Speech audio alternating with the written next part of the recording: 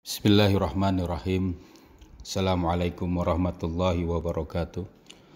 Alhamdulillah wassalatu wassalamu ala rasulillah wa ala alihi wa sahbihi wa mawalah wa la hawla wa la quwata illa billah. Rabbi israh li sadri wa yassir li amri wa hlul 'uqdatam min lisani yafqahu qawli. Subhanaka la ilma lana illa ma 'allamtana innaka antal alimul hakim, amma ba'du. Allahumma shalli ala sayidina Muhammad wa ala ali sayidina Muhammad. Anak-anakku sekalian yang dirahmati Allah, para santri dan juga para pendengar yang berbahagia, insyaallah kita bahas di bagian kali ini adalah tentang pelajaran usul fikih dari kitab Al-Waraqat. Kita masuk kepada bab atau pembahasan tentang haram dan mubah.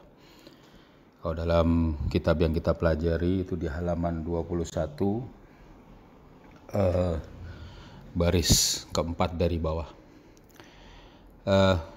Kita bahas, silahkan diikuti dalam kitabnya.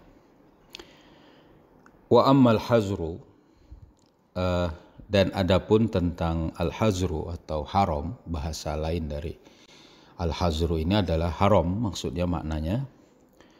Wa amal hazru wal ibahatu, dan juga ibahah, satu yang mubah, maka dikatakan di sini faminan nasi may yaqulu innal asya'a ba'dal bi'tsati. Jadi faminan nasi di sini adalah sebagian orang, tapi yang dimaksud di sini adalah sebagian ulama, karena ini adalah bukan perkataan orang umum kebanyakan, tapi para ulama. Maka makna kata an-nas yang dimaksud di sini adalah al-ulama.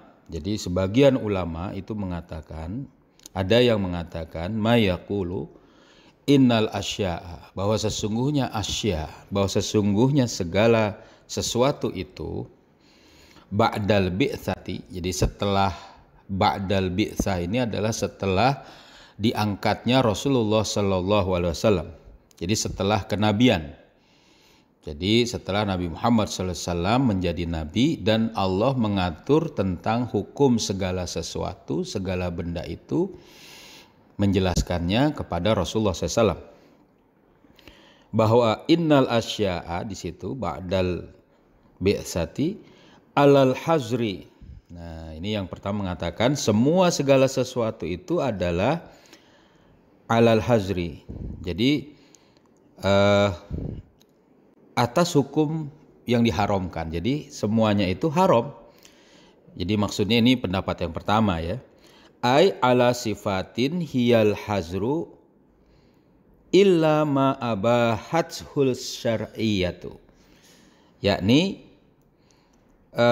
dari segala sifat sesuatu itu adalah al-hazru, haram, illama abahat syari'atu, kecuali apa yang memang dibolehkan atau yang dimubahkan oleh syariat.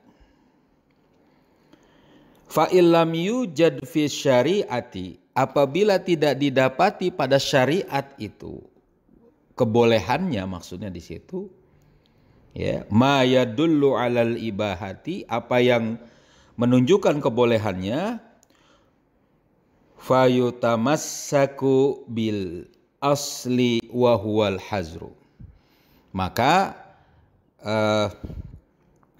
hukum asalnya, maka hendaknya dipegang di situ dengan pokoknya, pangkalnya, bil asli wa huwal hazru, itulah yang disebut dengan diharamkan.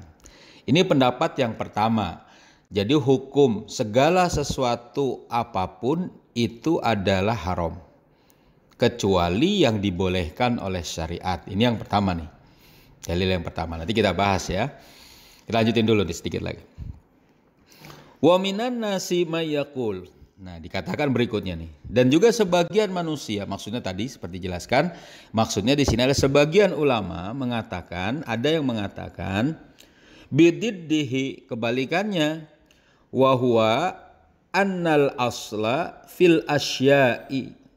Jadi sesungguhnya Hukum asal dari segala sesuatu tadi ba'dal bi'tsati, setelah kenabian Rasulullah SAW, annaha alal ibahati, bahwa sesungguhnya itu semuanya boleh, sesungguhnya semuanya mubah, illa ma hazzarahu syar'u, kecuali apa yang diharamkan oleh syariat Allah, oleh Allah Subhanahu wa taala, asy-syari'. Nah, jadi ini pendapat yang kedua.